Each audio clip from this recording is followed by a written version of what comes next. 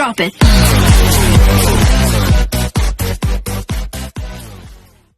Good day mga ka-sports natin dyan. Dalawang uste ngayon ang nagpapalitan ng kani-kanilang mga powerful attack. Walang iba kundi ang ating Ea Laure at Sisi Rondina. Bagamat mga ka-sports natin dyan, mas veterana talaga itong si Sisi Rondina, ay palaban naman itong si Ea Laure. At kita natin mga ka-sports na talagang sobrang kumpiyansa talaga sana ni Ea Laure at gusto niyang lumaban, subalit wala nga siyang katulong sapagkat nga ang kanilang mga middle blocker ay hindi ganoon nga ka-effective sa ngayon. Hindi nga makaporma ang kanilang mga middle blocker, hindi gaya nila Madi Madayag at ni Cherry Nunag na talagang bumibira nga mga ka-sports natin dyan. Sa Ea Laure lang talaga at si Adorador ang nakikita ko na lumalaban nga dito sa Cherry Tigo. Samantalang sa Choco Mucho Flying Titans ay talaga nagpapakawala talaga ng mga malalakas na powerful attack ang ating Catulintino, Isa Molde at higit sa lahat itong si Sisi Rondina. Maging si Madi Madayag at si Cherry Nunag ay unstoppable din.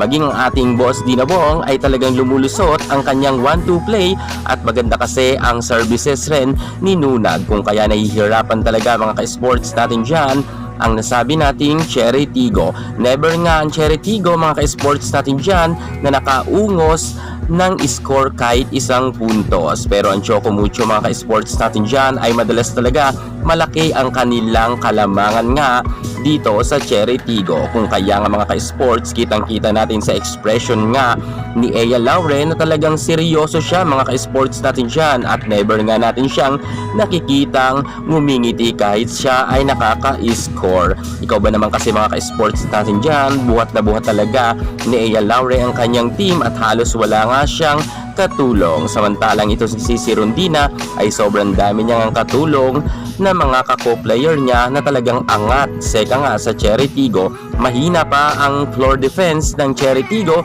sapagkat nga talagang dito sila nadadali nga ng Choco Mucho at problemado na nga dito si Coach Kumfo Reyes sapagkat nga ang mga services nga ng Choco Mucho ay sobrang bibigat at hindi nga ito kaya ngang depensahan ng kanilang libero. Madalas ngang nagkakaroon ng service ace ang Titans, samantalang ang Choco Mucho talaga ay talagang ayaw rin magpaawat kasi.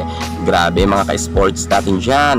Kita natin na hirap talaga ngayon ang kupunan nga ni Ea Laure sapagkat magaganda ang opensa, depensa, lalo higit ang mga set ni Boss Dinawong ay sinisimplihan niya lang talaga na hindi nga ito mabasa-basa nga ng mga middle blocker ng Cherry Tigo. Sobrang hina talaga ngayon ng Cherry Tigo at marami nga mga nagsasabi rin ng mga fans ng Cherry na mukhang nagpapatalo na lang daw ito. Pero hindi mga ka-sports, talagang magaling talaga ang Choco Mucho dahil nga sobrang gaganda nga ng nilalaro ng bawat player nga ng Choco at ayaw nga nilang magpatalo. Samantalang nga mga ka-sports natin dyan, gusto rin sanang manalo na Ea Laure pero wala na talaga siyang magagawa dahil nakadalawa na ngang set ang nasabi natin Choco Mucho at panalo na naman nga sila at eto medyo nga natambakan na naman sila ng score. Madalas talaga mga ka-sports natin dyan na talagang talo ang